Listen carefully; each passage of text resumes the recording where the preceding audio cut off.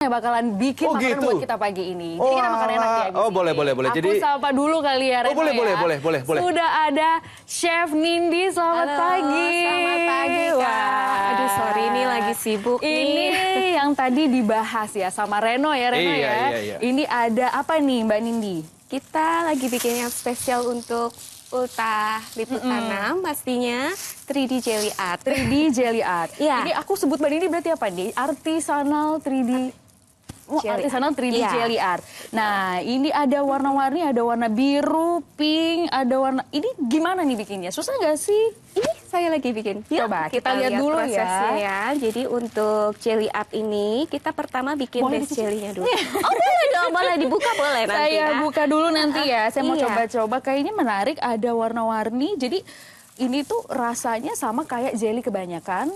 Atau ada rasa beda-beda warna, beda rasa? Sebetulnya sama aja. Ini sembari saya bikin ya.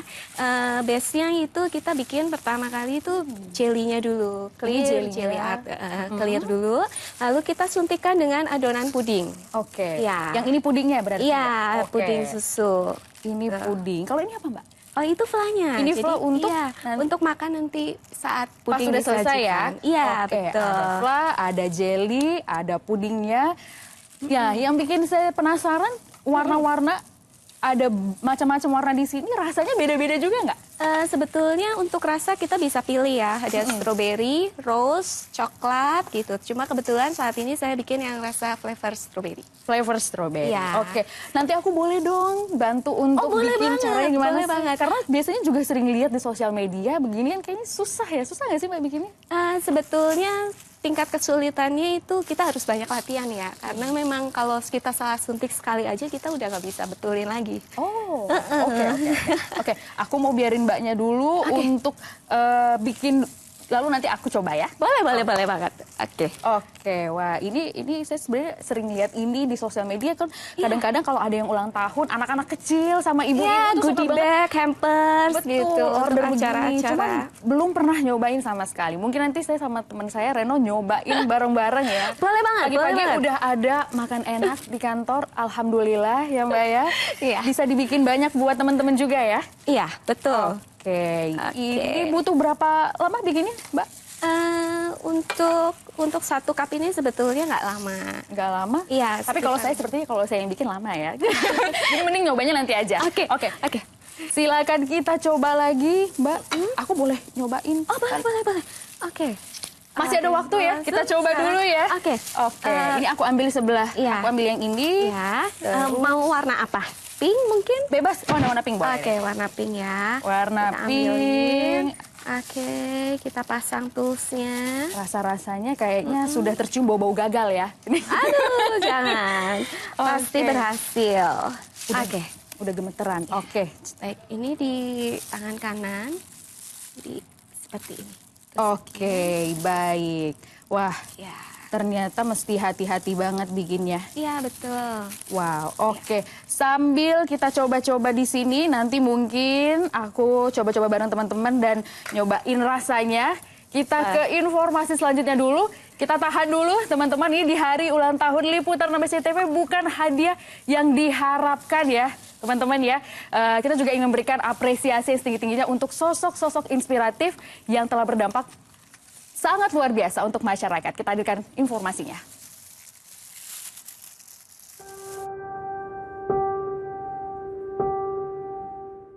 Bertepatan dengan puncak peringatan ulang tahun Liputan 6 SCTV ke-29, Liputan 6 Awards kembali digelar. Perjalanan 15 tahun Liputan 6 Awards telah menjadi ajang penghargaan bagi sosok inspiratif yang penuh dedikasi dan menginspirasi masyarakat. Sehari jelang perhelatan Liputan 6 Awards 2025 yang akan digelar di Studio MTech City Jakarta, berbagai persiapan pun dilakukan. Para pengisi acara sudah berlatih guna memberikan penampilan terbaiknya. Seperti penyanyi Budi Doremi yang populer dengan lagu Melukis Senja.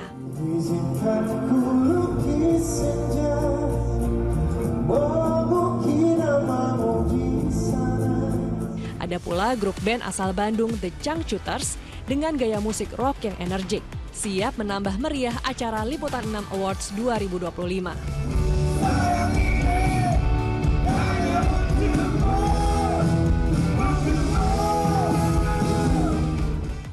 Namun tak ketinggalan para presenter berita Liputan 6 akan turut hadir bersama sejumlah tokoh publik untuk membacakan nama-nama penerima penghargaan.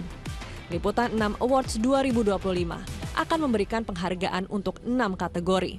Untuk penghargaan Liputan 6 Awards 2025 itu ada 6 kategori yang akan kita serahkan. Yang pertama adalah soal ketahanan pangan, kemudian ada kategori lingkungan, kategori pendidikan, kategori kesehatan, kategori inovasi dan energi alternatif, dan yang terakhir adalah kategori pemberdayaan masyarakat. Liputan 6 Awards 2025 juga akan dipandu oleh Gilang Dirga dan Rina Nose. Disiarkan secara langsung di SCTV pada hari ini pukul 12.30 waktu Indonesia Barat. Saksikan sosok-sosok inspiratif dengan upaya dan dampak luar biasa bagi masyarakat. Kurnia Amal dan Hasto Aji melaporkan dari Jakarta.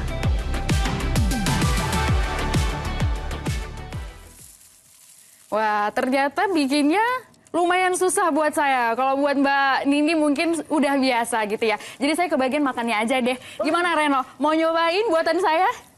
Kelihatannya saya lebih percaya dan lebih yakin memakan yang buatannya Chef Nindi.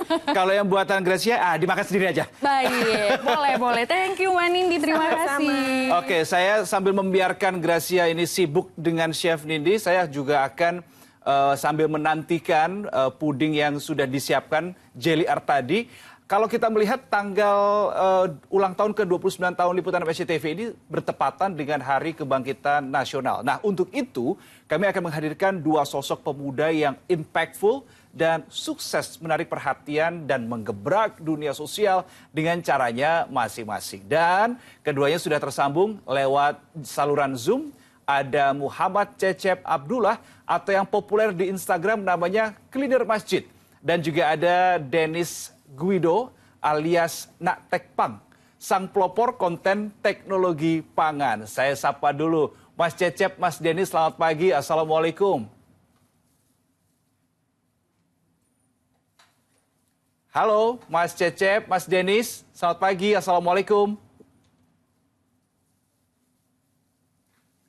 Oke, baik. Sambil menyesuaikan atau menunggu keduanya bisa mendengar suara saya yang merdu ini, mengakui begitu ya. Kita akan coba, kalau saya tadi perkenalkan hanya adlib saja, mungkin harus lebih detail lagi nih. Kita taunya kedua narasumber. Nah, pertama mungkin yang akan kita perkenalkan adalah si Mas Cecep, Cleaner Masjid ini seperti apa? Nah, kita sudah siapkan paket profilnya.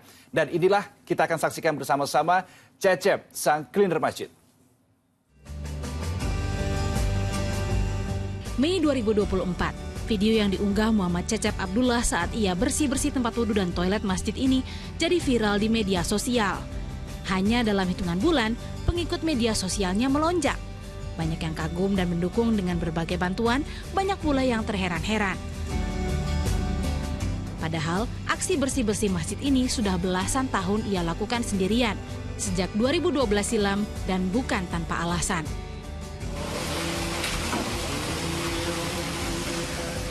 Sejak usianya 14 tahun, Cecep sudah ditempa kerasnya hidup. Tanpa pekerjaan tetap, pria asal Sukabumi, Jawa Barat ini mengadu nasib di Jakarta. Dari masjid ke masjid pula ia beristirahat di tengah terbatasnya uang yang didapat. Tanpa uang, ia beramal dengan tenaga demi mewujudkan masjid yang nyaman untuk beribadah warga. Cecep tak menyangka misi mulianya bisa tersebar dan menjadi viral di media sosial. Kini Cecep tak lagi sendirian. Bersama komunitasnya yang beranggotakan sedikitnya 20 orang dari berbagai kalangan, mereka berkeliling dan membersihkan masjid-masjid di Sukabumi. Setiap hari, sejak pukul 8 pagi, para pemuda ini berkumpul dan membagi tugas untuk secara rutin membersihkan toilet dan tempat wudhu masjid dan musola. Berbekal alat kebersihan yang kini lengkap dari sumbangan masyarakat, mereka menyebar dan membersihkan sedikitnya 350 masjid per bulan. Dari Sukabumi, Cecep dan kelompok Cleaner Masjid ini membawa semangat dan bukti bahwa kebaikan tak butuh kata-kata besar, tapi cukup dengan niat dan tangan yang mau bergerak. Asep Didi melaporkan dari Sukabumi, Jawa Barat. Itu tadi kita sudah mengenal lebih dekat siapa Mas Cecep dan sekarang saya akan panggil lagi Mas Cecep, Mas Denis, selamat pagi, Assalamualaikum. Halo Mas Cecep, Mas Denis. Halo, halo. Selamat pagi. Oke, alhamdulillah akhirnya bisa mendengar suara saya. Dari tadi saya kayak ngomong sendiri begitu pagi ini ya. Oke, it's okay, no problem. Ini suaranya di sini. It's okay, no problem. Saya mungkin ke Mas Cecep dulu ya. Tadi yang saya perkenalkan profilnya pertama kali itu soalnya Mas Cecep. Jadi Mas Cecep saya penasaran nih, sudah membersihkan masjid ini kan dari tahun 2012 ya kalau saya nggak salah datanya. Itu apa sih kira-kira menjadi motivasi awal nih untuk menjadi seorang cleaner masjid dan bahkan memviralkannya di media sosial, Mas? Baik, halo Mas Rio, perkenalkan aku Cecep dari Kota Sukabumi. Jadi awal mula Cecep bisa ada di media sosial itu pada tahun 2024 bulan Mei. Dan mulai aktivitas bersih-bersih masjidnya itu di tahun 2012. Jadi di tahun 2024 itu baru kepikiran untuk mengajak seluruh orang Indonesia membersihkan tempat wudhu masjid-masjid. Jadi akhirnya terpikirlah untuk membuat akun media sosial dan menyebarkan aktivitas bersih masjid itu. Oke, jadi aksi bersih-bersih masjid itu dipublish di media sosial baru dari tahun lalu. Tujuannya adalah untuk mengajak yang lain untuk berbuat serupa, Mas Cecep. Betul. Jadi tujuannya untuk mengajak orang lain supaya membersihkan masjid-masjid juga. Karena kalau Cecep aja yang membersihkan masjid satu Indonesia tidak akan selesai. Jadi akhirnya kepikiran untuk mengajak seluruh orang Indonesia untuk membersihkan tempat wudhu yang ada di masjid. Oke, nah sejak dari tahun lalu 2024 mempublish di media sosial, udah berhasil punya banyak berapa orang nih untuk membersihkan masjid di Indonesia, Mas Cecep? Tahun lalu 2024 media sosialnya masih nol ya. Maaf kurang jelas pertanyaannya. Oke, sampai sekarang sudah ada berapa orang yang mengikuti jejak Mas Cecep untuk membersihkan masjid? Baik, jadi alhamdulillah sejak 2024 Cecep mulai udah ada lebih dari 100 orang konten kreator bersih-bersih masjid juga. Dan ribuan orang yang turun tangan untuk membersihkan tempat wudhu masjid. Dan sekarang alhamdulillah follower cleaner masjid sudah mencapai 1,4 juta di sosial media. Luar biasa. Di seluruh sosial medianya sudah berkembang. Dan sekarang cleaner masjid itu sendiri bersama tim bisa membersihkan satu bulannya kurang lebih 360 masjid. Jadi perharinya itu kurang lebih 12 masjid, alhamdulillah. Jadi untuk cleaner masjid sendiri bisa 12 masjid. Belum lagi ditambah orang-orang yang berkontribusi di luar cleaner masjid sangat banyak sekali.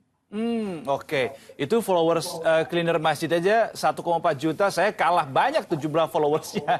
Oke, Mas Cecep, kalau ini saya sambil lihat tadi visual-visual yang ditampilkan sama teman-teman ya, proses bersihinnya gimana, ada alat pembersihnya dan lain sebagainya. Itu modal sendiri atau bagaimana, Mas Cecep?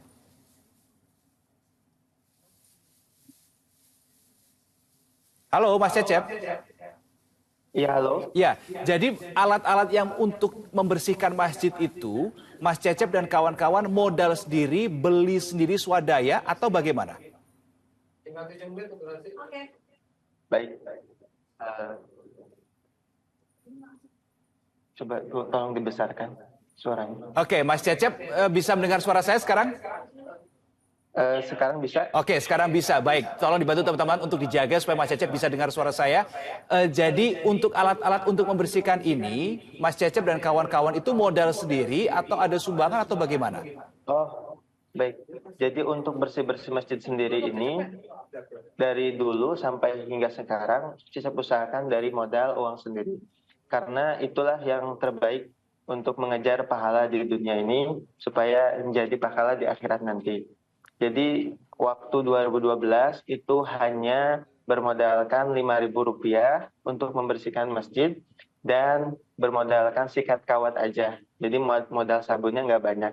Tapi sekarang itu sudah bisa mencapai untuk uang transportasinya saja 500.000 sehari. Oke. Dan untuk sabunnya bisa mencapai jutaan per harinya. Alhamdulillah, luar Iya. biasa.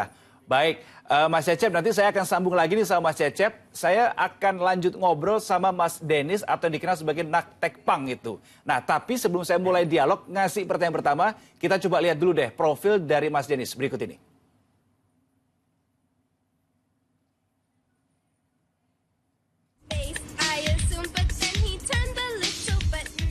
Joget-joget tapi bahas tentang teknologi pangan.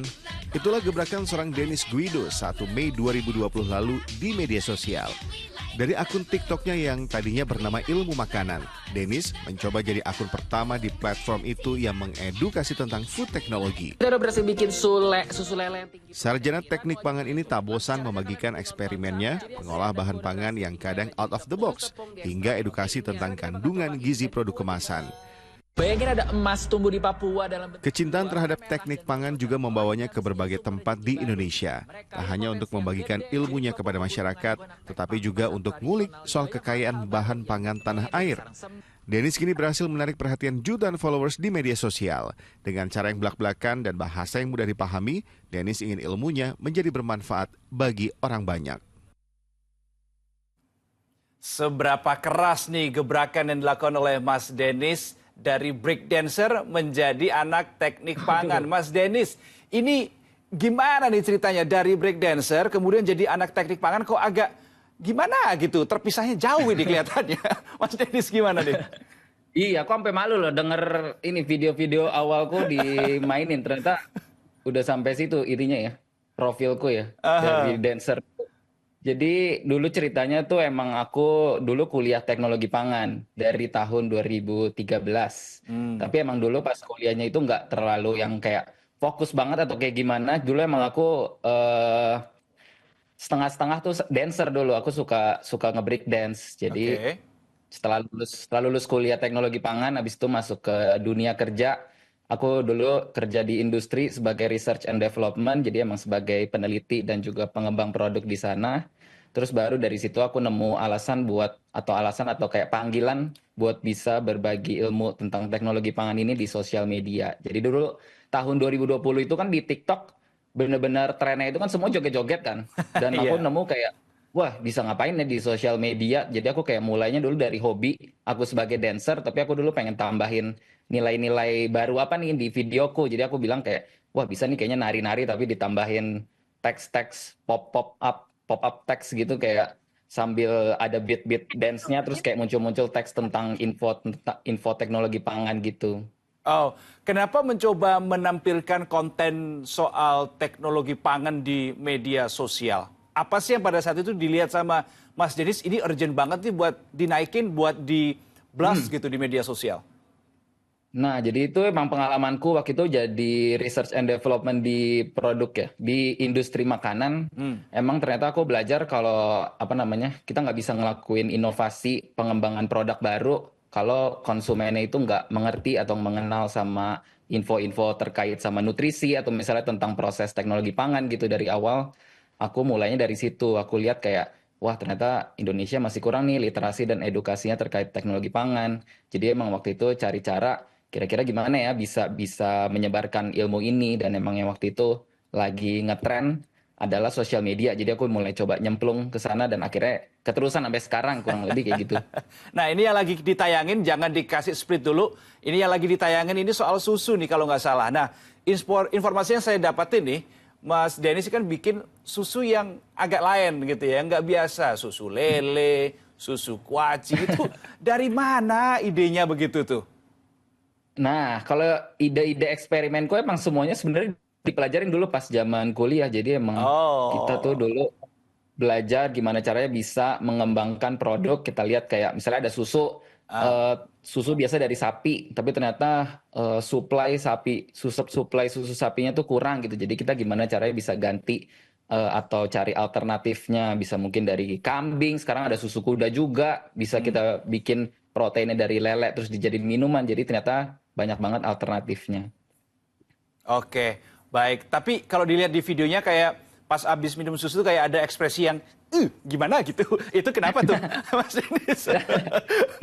Itu kalau susu lele emang proses pembuatannya susah kan, karena emang kita mau ambil isolat protein dari si lelenya dan ternyata kesulitannya itu si lele emang ada rasa amis. Jadi itu gimana caranya kita bisa, nanti kita dapat protein lelenya terus kita bisa formulasiin dalam suatu minuman, misalnya kita tambahin gula, kita tambahin perisa atau tambahin rasa-rasa lain biar bisa menutupi rasa amisnya. Jadi emang beberapa dalam pengembangan produk banyak tantangannya sih biasanya.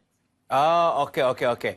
Baik, saya sebenarnya masih punya sederet pertanyaan ini buat Mas Cecep, buat Mas Denis, tapi mungkin akan ditahan dulu ya. Kita nanti akan jeda dulu, kita nanti masih akan kembali dengan sejumlah informasi-informasi lain terkait dengan hari ulang tahun ke-29 Liputan 6 SCTV, jadi tetap bersama kami, jangan kemana-mana. Nah, saya mau cek lagi nih, ini teman saya yang dari tadi berdiri, terus ini udah jadi atau belum gitu? Udah jadi, Gracia? Sudah dong, ini saya boleh ke sana ya? Silakan. Boleh ya, oke dong. Nanti kita langsung coba bareng-bareng, Reno ya. Ini buatan aku loh, luar biasa ya. Saya kok agak nggak percaya ya. Buatan aku ya. Tapi dibantu dulu dong sama Chef Nindi. Iya. Beda cerita kalau sendirian, Reno. Ini langsung jadi segini banyaknya nih tadi? Ini sih... Pling, sulap. aja. Kalau yang ini aku, ini bukan Chef Nindi. Oke, luar biasa. Jadi ini adalah hasil karya, mana sih kameranya yang ini ya? Oh iya, hasil karya dari Gracia dan Chef Nindi. Luar biasa. Ini bisa dimakan kan ya? Bisa, itu edible semua dari jelly dan puding. Dulu, Reno. Nanti atau dulu, nanti di belakang durasinya terbatas ini. Nanti pokoknya untuk pembuatan lengkapnya ini bisa disimak juga di siaran HUT ke-29 di Liputan 6 SCTV di akun YouTube-nya. Betul. Untuk tahu caranya gimana, kalau nggak tahu caranya ya kayak tadi, Gracia belajar sama langsung Chef Nindi tanya. Betul, jadi belepotan ya nanti ya. Oke, jadi luar biasa sekali tadi adalah Liputan 6 pagi untuk hari ini spesial hari ulang tahun ke-29 Liputan 6 SCTV. Chef Nindi makasih ya. Terima udah kasih. jauh-jauh ke sini pagi-pagi pula. Bangun jam berapa? Lumayan ya. Jam 1. Akhirnya merasakan yang kita rasakan. Betul. Dan senang sekali hari ini kita bisa bareng-bareng ya. Fun sekali hari ini di Liputan 6 pagi. Tapi tentunya jangan lupa saksikan selalu informasi aktual tajam terpercaya lainnya melalui layar SCTV dan